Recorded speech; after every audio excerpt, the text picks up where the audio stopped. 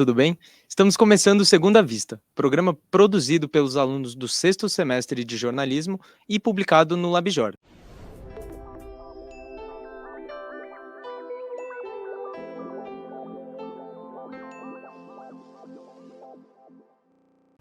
Hoje vamos receber Flávio Gomes. Tudo bem, Flávio? Tudo bem, pessoal? Tudo bem. Prazer estar com vocês aqui, falando para a FAAP, onde eu estudei. E vamos lá, estou aqui à disposição para o que vocês quiserem perguntar, sem censura. E bom, para você que não conhece o Flávio Gomes, ele é jornalista, piloto de corrida, escritor, professor e apresentador. Ele já marcou atuações em jornais, revistas, rádio, TV e internet. Nas palavras do próprio Flávio, abre aspas, porque no fundo eu faço a mesma coisa em todo lugar, falo e escrevo. A sua carreira começou em 1982 no extinto jornal esportivo Popular da Tarde. Já passou pela revista Placar, Quatro Rodas, ESPN e pelo jornal Folha de São Paulo, onde trabalhava quando realizou a cobertura da morte do renomado piloto brasileiro Ayrton Senna. Em seu livro Imola 1994, há uma parte onde diz: não é um livro sobre Ayrton Senna, e sim a respeito do repórter cuja vida jornalística cruzou para sempre com o destino do piloto que comoveu o Brasil. E bom, para você que não entendeu ainda, nós vamos falar um pouco sobre sua cobertura da morte do Ayrton Senna na década de 90. E bom, para isso eu gostaria de te pedir para contar como começou a sua trajetória no jornalismo esportivo, com a Fórmula 1, com o automobilismo em geral, até 1994. Já é uma longa estrada, né? Porque eu comecei muito cedo, com 17 anos, em jornal. Em 82, eu morava no interior de São Paulo, né, em Campinas, eu morei 4 anos lá. Sou de São Paulo, mas morei 4 anos lá. E quando eu entrei na faculdade, eu vim para São Paulo, estudar na FAP, inclusive, para fazer rádio e TV. Né? Eu queria fazer jornalismo, acabei fazendo rádio e TV, porque a FAP na época não tinha curso de jornalismo. Mas já com 17 anos, já nos primeiros meses de faculdade, eu gostava, sempre gostei muito de futebol, sempre sonhei em trabalhar com futebol, sempre quis ser jornalista muito cedo. E eu fui trabalhar, nem trabalhar, na verdade eu fui, eu torço para a Portuguesa, eu era de uma torcida organizada, Leões da Fabulosa, que eu cheguei a ser até presidente dela, e esse Jornal Popular da Tarde que você citou, era um jornal de esportes que dedicava uma vez por semana uma página às torcidas organizadas aqui de São Paulo. Cada torcida tinha uma coluna, né? A TUSP do São Paulo, a torcida uniformizada do Palmeiras, a Jovem do Santos, a Gaviões da Fiel, se eu não estou enganado, e a Leões da Fabulosa. E como eu estava na área, basicamente, de jornalismo e tal, eu assumi essa coluninha, né? Porque ninguém lá na torcida fazia isso. E foi assim que eu entrei numa redação de jornal pela primeira vez, para escrever sobre a torcida organizada, fazer uma coluna semanal. Mas foi um primeiro passo importante, porque me colocou numa redação. Já na faculdade, eu fui trabalhar, eu fui indicado por um professor da faculdade para um trabalho que estava sendo montado na Sociedade Brasileira para o Progresso da Ciência. Nesse meio tempo, um dia eu escrevi uma carta para a revista Placar, para o Juca Kfouri. Eu escrevi carta, me oferecendo para trabalhar lá. E porque eu achava que eu era bom bastante para trabalhar na Placar, gostava de futebol, entendia de futebol, escrevia bem. Para minha surpresa, eu recebi uma resposta, e foi aí que eu comecei a conhecer as pessoas na Placar também. Ao mesmo tempo, a Folha de São Paulo abriu uma vaga nessa editoria de Educação e Ciência, que era a área onde eu trabalhava, me candidatei à vaga e acabei indo trabalhar na Folha. Então, esse é o meu início de carreira, para vocês entenderem como é que eu cheguei na Fórmula 1. Então, depois de 2 anos na Educação e Ciência, abriu uma vaga no esporte e eu fui trabalhar no esporte, como pauteiro. Nesse período, nesse começo, né, eu comecei a assinar matérias e tal, e eu recebi um contato da Placar de novo. As pessoas se lembravam de mim daqui de 2 anos antes, que eu tinha ido lá pedir emprego e tal, e tinha uma nova vaga lá, me ofereceram essa vaga e eu fui trabalhar na Placar. Aí como é que chega a Fórmula 1 nessa história? Eu fiquei 1 mês só na Placar, porque aí a Folha ficou me chamando de volta, queria que eu voltasse de qualquer jeito, e uma das coisas que eles acenaram para mim, como para me seduzir, foi cobrir o Grande Prêmio do Brasil de Fórmula 1 daquele ano de 1988, que foi o primeiro Grande Prêmio que eu fui cobrir. Não E era porque... Interlagos ainda, né? Oi? Não era Interlagos ainda. Em Jacarepaguá, Rio de Janeiro. E Uhum. por que era sedutor sedutor essa proposta sedutora? Porque a Fórmula 1 estava em alta no Brasil, né?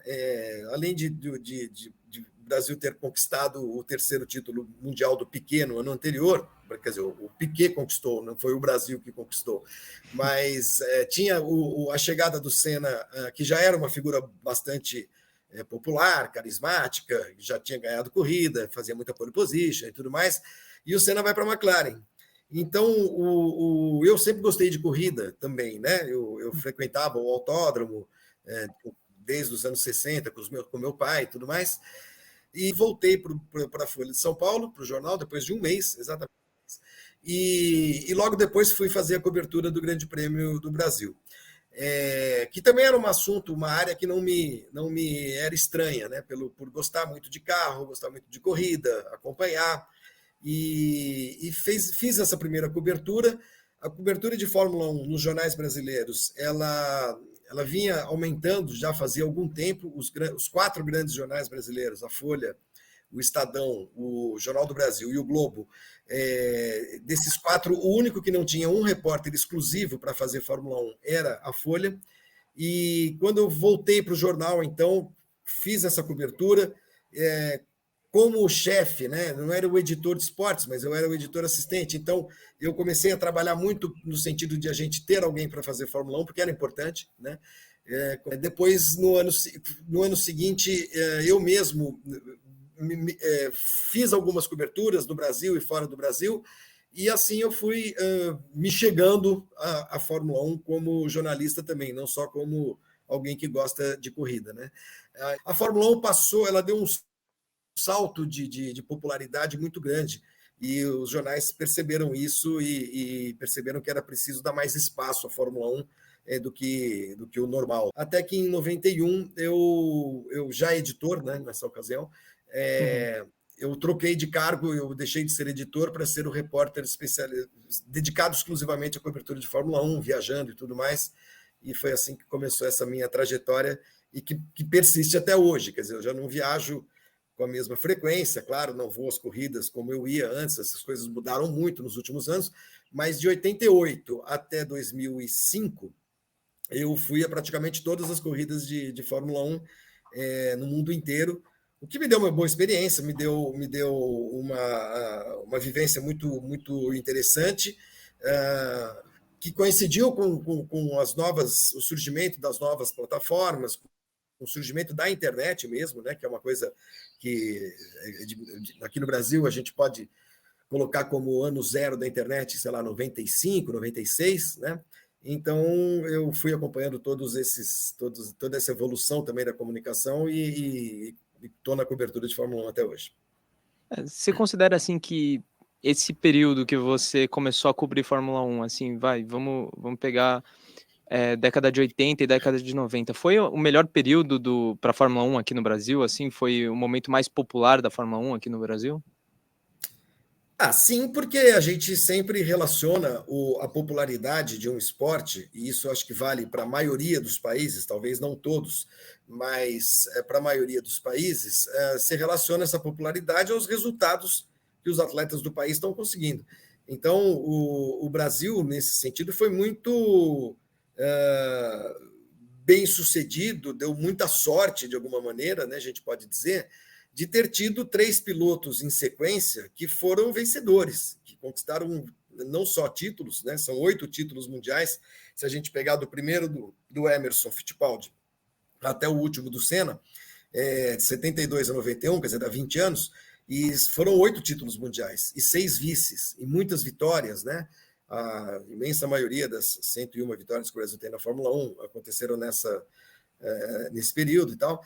Então, sim, acho que em termos de popularidade, sim, não há dúvida de que os resultados que os pilotos brasileiros traziam eram diretamente ligados ao aumento da popularidade da Fórmula 1 no país. Tanto que os índices de audiência das corridas naqueles anos, até 94, nunca mais foram repetidos, né? Sim. apesar de o Brasil ter tido depois pilotos também na Ferrari, como Rubinho, como Felipe Massa, e apesar de a Fórmula 1 continuar sendo um esporte tão bom quanto sempre foi, né? Tão importante, tão relevante quanto sempre foi. A Fórmula 1 ela não depende, né, do sucesso de pilotos de determinadas nacionalidades. Está cheio de gente que aqui no Brasil fala que desde que o Senna morreu, nunca mais vi, não vejo mais. Bom, já faz quase 30 anos. Sim. Existe um outro público que nunca viu o Senna. Vocês, por exemplo, vocês todos têm menos de 30 anos e nunca viram o Senna correr. Mas eu acho que esse vínculo do torcedor brasileiro aos resultados dos atletas brasileiros é um negócio ruim para o esporte, né? Para os esportes em geral, porque o interesse do público acaba sendo condicionado apenas aos resultados e não ao interesse que o esporte em si desperta. Então existe um público e outra coisa, esse público foi formado, o período do Guga no tênis ele foi muito mais curto. O período de sucesso do Brasil nas pistas ele foi muito longo, foram 2 décadas e mais um rescaldo do período Ferrari para Barrichello e Felipe Massa. Sim, Então, são início muitos dos anos anos 2000.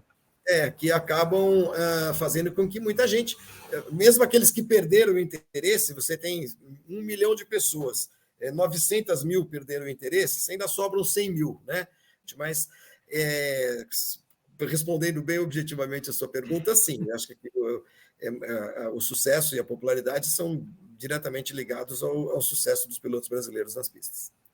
Bom, e então depois de você contar um pouco do início da sua trajetória e de ter esclarecido, assim, o tamanho que era a Fórmula 1 no Brasil nessa época, queria que você contasse um pouco pra gente como é que foi, de fato, a cobertura do Grande Prêmio de Imola em 1994, sua experiência pessoal. Um episódio como esse dificilmente vai se repetir, porque é uma combinação de várias particularidades, de vários eventos circunstanciais. Quer dizer, você tem que primeiro considerar que a Fórmula 1 vivia um momento de grande popularidade, né? De grande interesse público, televisão, jornais, revistas, rádios. Segundo que o principal piloto do mundo naquela ocasião, em 94, quando o Senna morreu, o principal piloto do mundo era o Senna. Por que era o principal piloto do mundo? Só porque ele é brasileiro? Não, porque os seus rivais diretos, os mais bem-sucedidos, como o Prost, como o Mansell, como o Nelson Piquet, um pouquinho antes, como o Niki Lauda, enfim, outros, esses pilotos foram parando de correr, e naquele ano, especificamente, em 94, o Senna era o grande nome das pistas. Se você olhar o grid da Fórmula 1 de 94, só tinha o Senna campeão. Se a gente pega aqui a classificação do Campeonato Mundial de 94, Schumacher foi o campeão, então, mas quando começou o ano ele não era, né? O vice foi o Damon Hill, que também foi ser campeão apenas em 96. O Berger não foi campeão. O Mika Häkkinen seria campeão em 98 pela primeira vez. Alesi, Barrichello, Brundle, Coulthard, Mansell. Sim, o Mansell tinha sido campeão em 92. Mas aí tem uma particularidade: o Mansell não começa o campeonato em 94. Em 94, o Nigel Mansell está na Fórmula Indy. Ele só disputou 2 corridas no final do ano pela Williams, no lugar do David Coulthard. Então, ele não começa o campeonato. Aí depois Verstappen, pai desse Max Verstappen, né? Panis, Blundell, papapá. Se você olhar, então, o grid de largada, todos os pilotos que participaram do Campeonato Mundial de 1994, que começaram o campeonato, o único campeão era o Senna. Então, ele era, de fato, a figura mais importante. É como se o ano que vem a gente tiver no grid dos campeões atuais, que são o Hamilton, o Alonso e o Verstappen, né? São os únicos 3, o Vettel já parou. É como se sobrasse apenas um deles, né? Então, o Senna era o principal piloto do mundo naquela ocasião. Então, é mais uma circunstância. Quer dizer, o Brasil muito bem na Fórmula 1, o Senna finalmente correndo na melhor equipe do mundo, que tinha sido campeão nos 2 anos anteriores. Ele como uma estrela de enorme grandeza numa categoria e praticamente sozinho nessa condição. E aí um campeonato que começa mal para ele. Então, a gente costuma dizer no jornalismo que notícia boa é notícia ruim, né? Então, o Senna e a Fórmula 1 para o brasileiro, já para os torcedores do Senna, que eram sempre foram muito fanáticos, muito engajados, muito devotos quase dele. O campeonato começou mal, começou com 2 derrotas. E aí acontecem aqueles acidentes na sexta-feira com o Barrichello, no sábado a morte de um piloto, e no domingo morre o Ayrton Senna. Então, isso tudo, se você botar tudo isso dentro de uma cumbuca, você percebe que é um episódio difícil de se repetir, porque precisaria estar o Brasil de novo no auge, precisaria ser um brasileiro o melhor piloto do mundo, precisaríamos ter um campeonato que começasse muito mal para este brasileiro e o cara pega e morre ao vivo, né? Bate e morre. Uma construção de muitas coisas até domingo, né? Muita coisa junta, né? Então, você me pergunta como é que foi a cobertura. Não é uma resposta simples, não é uma resposta fácil, mas quem estava lá cobrindo, e de novo, cobertura era feita no local, né? Porque hoje você fala assim, puxa, quem cobre Fórmula 1 no Brasil? Você vai ter aí 200 youtubers, 300 influencers, 400 tiktokers, 500 não sei o quê, mas cobrindo mesmo, no sentido original da palavra, dessa expressão, fazer coberturas para jornalismo, tem pouca gente acompanhando de verdade, pouca gente com fontes, pouca gente viajando, acompanhando o evento no local e tal. Então, ali, a gente que estava lá cobrindo, o grupo de jornalistas que estava lá cobrindo, precisava ter a noção, a consciência de que aquela era uma cobertura histórica, né? Porque realmente esse tipo de coisa não se repete toda hora, esse tipo de evento não acontece a todo momento. Então foi uma cobertura, claro, difícil, primeiro porque as pessoas se informavam pelos veículos onde a gente trabalhava e não recebiam um bombardeio de informações e desinformações como todo mundo recebe hoje, né? Hoje, que eu digo hoje, final de 2023. Então é um bombardeio de desinformação que a gente recebe hoje. Naquela época, as pessoas sabiam por onde se informar. Não tinha outro jeito. Você se informava pelo jornal, tinha que confiar no jornal que você lia, que você assinava, na emissora de televisão que você acompanhava, na emissora de rádio que você escutava e tudo mais. Então, a responsabilidade, essa noção de responsabilidade, esse senso de responsabilidade, eu, pelo menos, tinha. Eu não estava lá para chorar a morte do Ayrton Senna, para me debulhar em lágrimas, para me juntar ao luto nacional, internacional e tudo mais. A minha missão era informar, trazer para as pessoas que no dia seguinte estavam ansiosas, ávidas por informação, aquilo que eu era pago para produzir, informação. Nada além disso. E naquela situação, num episódio daquela magnitude, informação era um bem raro e caro, né? Era difícil. Você conseguia informação apurando, buscando, procurando caminhos, procurando pessoas, ouvir pessoas, as pessoas que você conhecia e tudo mais. Tudo isso é muito importante para um jornalista. E, sobretudo, não se colocar numa posição diferente daquela que é a nossa, né? Que é a de informar. Porque, naquele momento, eu tinha plena consciência de que ninguém estava interessado, quando fosse abrir o jornal no dia seguinte, ou me ouvir na rádio, eu trabalhava numa emissora de rádio, na Jovem Pan, que era uma emissora de rádio, hoje é outra coisa, né? Mas eu tinha noção de que aquelas pessoas não estavam exatamente interessadas no que eu estava sentindo, se eu estava triste, se eu estava arrasado, se eu tinha chorado, se eu isso e aquilo. Não. As pessoas queriam informação, queriam saber o que aconteceu, por que o cara bateu, como é que ele morreu, o que a Williams tinha para dizer, por que a pista era assim, não era assado, por que teve corrida se no dia seguinte um cara morreu, porque essas coisas, essas perguntas eram feitas. E a nossa missão, Arthur e vocês todos que estão nos ouvindo, é responder às perguntas que as pessoas fazem, né?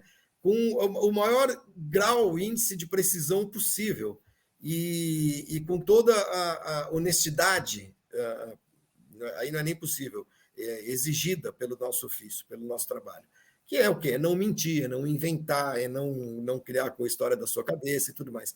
Então, para fazer isso, você precisa estar lúcido, você precisa estar mais ou menos sereno, você sabe que o negócio é uma tragédia, claro que é uma tragédia. Um cara, um jovem de 34 anos de idade, um ídolo nacional, um ídolo mundial, que bate um carro de corrida e morre. É um negócio pesado, claro que é. Mas a gente tem, nessas horas, que manter a cabeça muito fria, né?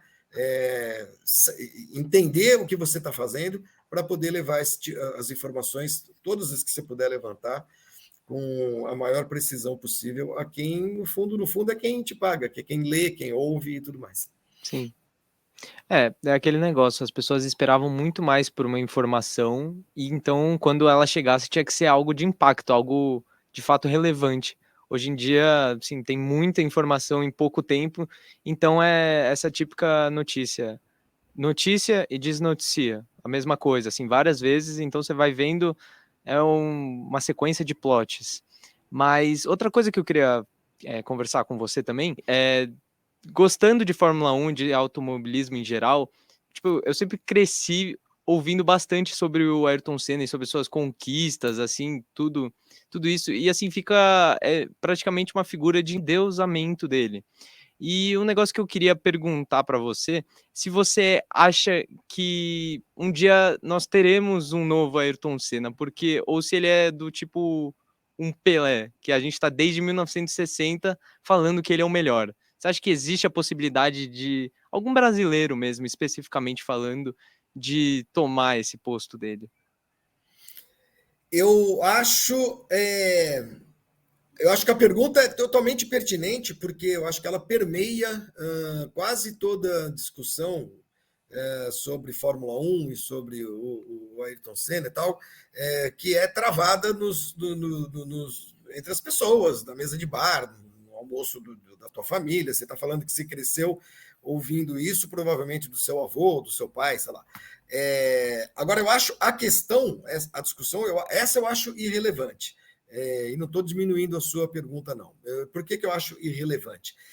Porque a gente não pode viver, nós, humanidade, né, nesse eterno sebastianismo, né, que é a espera do rei Sebastião, que morreu lá no Marrocos e nunca foi encontrado o corpo dele, e os portugueses esperam até hoje que o rei Sebastião volte liderando as tropas, né, que foram derrotadas na África, para salvar a humanidade.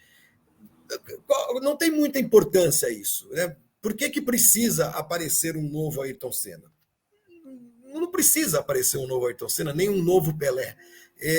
Isso realmente não é importante.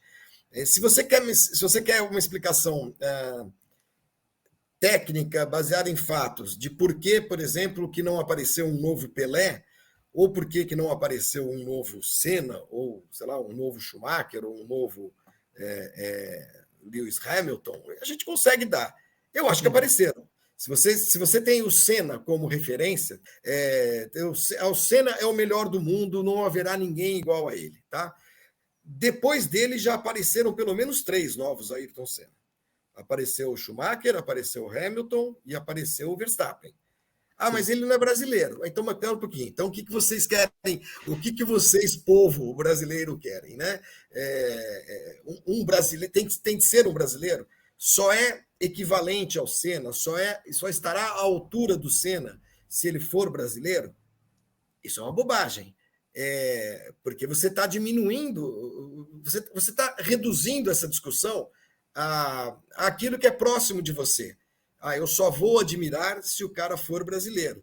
Por quê? Porque eu sou brasileiro. E assim eu posso, de uma certa maneira, me apropriar das suas vitórias, das suas conquistas e me ver nele.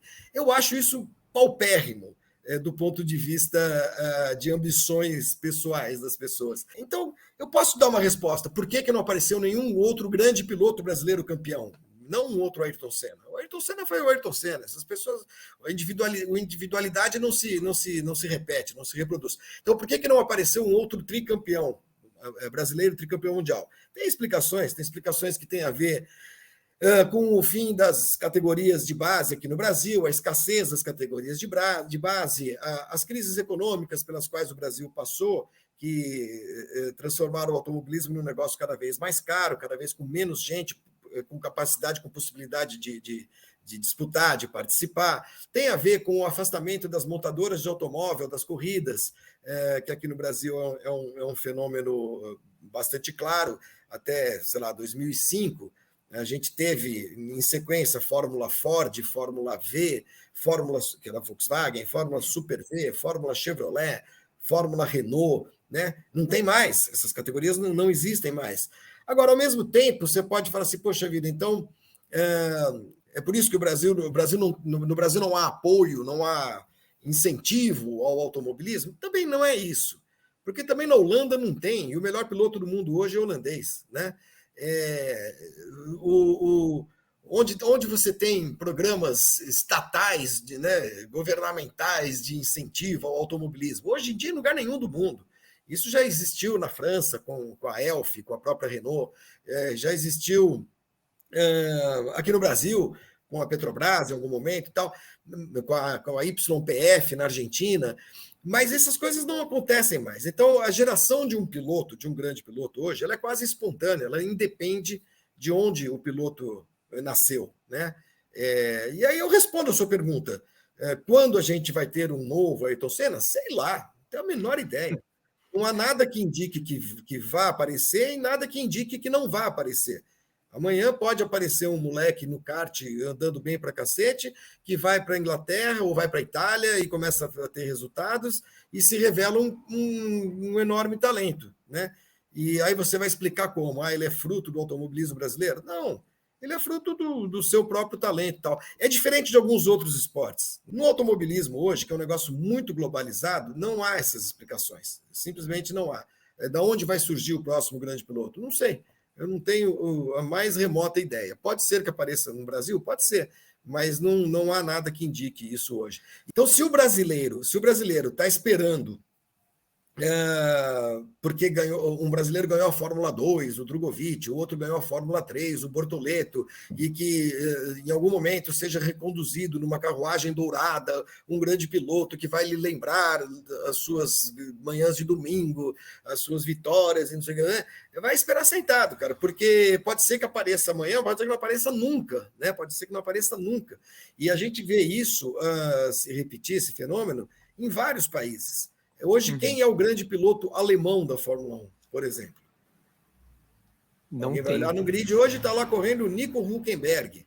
Puta, o Mick Schumacher, talvez, só por causa do nome. Não, pois é, mas é aí que está, só porque ele é alemão, só porque ele é filho do Schumacher.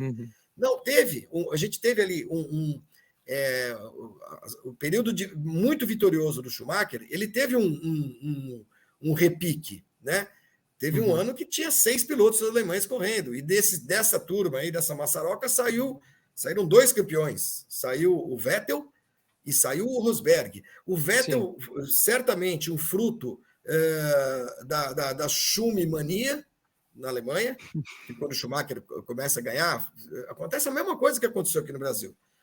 A popularidade da Fórmula 1 aumenta, mais gente se interessa por Fórmula 1, mais garotos querem ser o Schumacher, mais meninos vão correr de kart, e você tem um cenário que favorece o surgimento da quantidade, sai a qualidade. O Senna é fruto disso.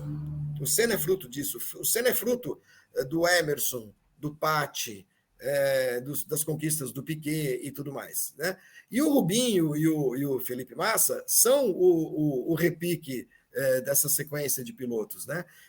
O Rubinho e o Felipe Massa não foram campeões do mundo, não foram vencedores como o Senna foi. Foram ótimos pilotos, fizeram lindas carreiras e tudo mais. Mas para as exigências, digamos assim, do brasileiro, que só enxerga valor naquele que ganha e tudo mais, foi pouco, né? E aí esse interesse foi arrefecendo e você tem menos gente interessada, menos gente participando, menos gente investindo, e daí a fonte seca, como secou na Alemanha agora, né? Secou na Alemanha. Vai aparecer um monte de holandês agora? Talvez não apareça um monte, porque o país é pequeno, é um país de uma população pequena. Mas, sim, é óbvio que vai aparecer mais holandês. Já tem lá o Nick de Vries, estava correndo agora, é um holandês. Né? Sim. Aparece. Agora, o que explica, por exemplo, que nós temos o Oscar Piastri, um grande piloto australiano? Austrália, os caras correm de quê? De canguru? Não tem um automobilismo, puta, automobilismo australiano é fortíssimo. Não, o automobilismo australiano é forte de carro de turismo, né? Os V8 lá, Super V8 e tal. O Mark Então, Webber Flávio, foi um grande exemplo para estimular a juventude australiana a correr de carro. O Daniel Ricciardo, não. Aparece, simplesmente aparece. A mesma coisa agora apareceu o Liam Lawson, neozelandês. A Nova Zelândia é um país exatamente. desse tamanho, só tem montanha, vulcão e barco. E aparece um cara da Nova Zelândia que parece ser bom. Então, isso é absolutamente casual para dar essa resposta aos brasileiros que ainda esperam pelo seu novo Ayrton Senna. Bom, infelizmente a gente está chegando no final desse programa. Eu agradeço muito a sua participação, Flávio. Obrigado vocês, espero que tenha sido legal, que vocês tenham curtido e até a próxima. E bom, para você que quiser acompanhar os outros episódios, fique ligado no YouTube do LabJor.